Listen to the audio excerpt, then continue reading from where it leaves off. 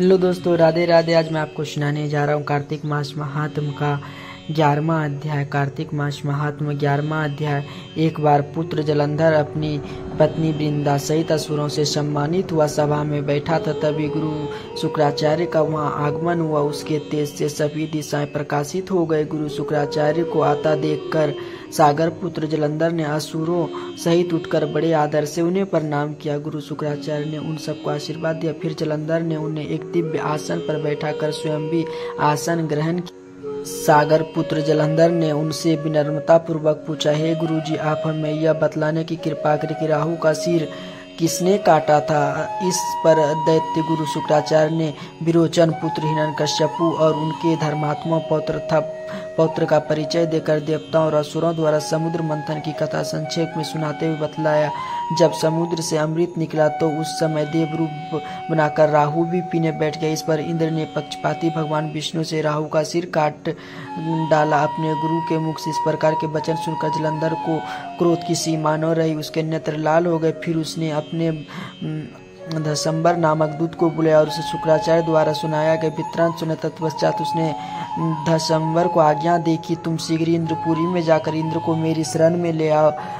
धसंबर जलंधर का बहुत आज्ञाकारी एवं निपुण दूत था। वह जल्द ही इंद्र की सुधर्मा नगर नामक सभा में जाकर पहुंचा और जलंधर के शब्दों में इंद्र से बोला, हे देवता धाम, तुमने समुद्र मंथन क्यों किया और मेरे पिता के समस्त रत्नों को क्यों ले लिया। ऐसा कह के तुमने अच्छा नहीं किया। यदि तुम अपना भला चाहते हो तो उन सब रत्नों एवं देवताओं सहित मेरी शरण में आओ, अन्यथा मैं तेरे राज्य का विध्वंस कर दूंगा। इससे कुछ भी मिथ्या नहीं। इंद्र बहुत विस्मित हुआ और कहने लगा, पहले मेरे भय से सागर ने सब पर्वतों को अपनी कुक्षी में क्यों स्थान दिया और उसने मेरे शत्रु दैत्य की क्यों रक्षा की। इस कारण से मैं उनके सब रत्न का हरण किया। मेरा द्रोही सुखी नहीं रह सकता, इसमें संदेह नहीं। इंद्र की ऐसी बात सुनकर वह दूत शीघ्र जलंधर के पास गया और सब बातें कह सुनाई। इससे सुनते ही वह दैत्य मारे क्रोध से अपने ओष्ठ फड़फड़ाने लगा और देवताओं का विजय प्राप्त करने के लिए उसने युद्ध आरंभ किया। फिर तो सब दिशाओं पाताल से करोड़ों दैत्य उसके पास आने लगे। शुंभ निशुंभ आदि करोड़ों सेनापतियों के साथ जलंधर इंद्र से युद्ध करने लगा। शीघ्र ही इंद्र ने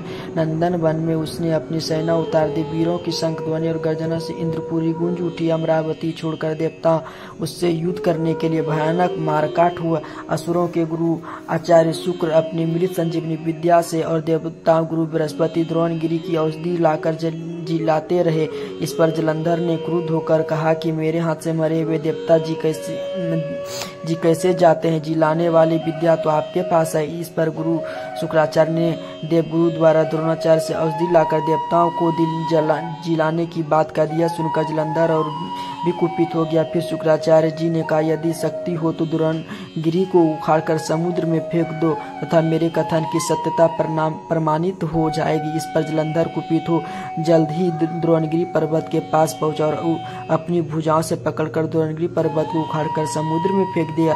यह तो भगवान शंकर का तेज था, इसमें जलंधर की कोई विचित्रता नहीं थी। तत्पश्चात यह सागर पुत्र युद्ध भूमि में आकर बड़ी तीव्र गति से देवताओं का संहार करने लगा। जब द्रोणाचार्य और की औषधि लेने द्रोणाचल को उखड़ा हुआ शून्य पाया, तब वह भयभीत हो देवताओं के पास आया और कहा कि युद्ध बंद कर दो, जलंधर को अब नहीं जीत सकोगे। पहले इंद्र ने शिवजी का अपमान किया था। यह सुन देवता युद्ध में जयगिरी की आशा त्याग कर इधर उधर भागे। सिंधु सूत निर्भय अमरावती में घुस गया। इंद्र आदि सभी देवताओं की गुफाओं में शरण ली।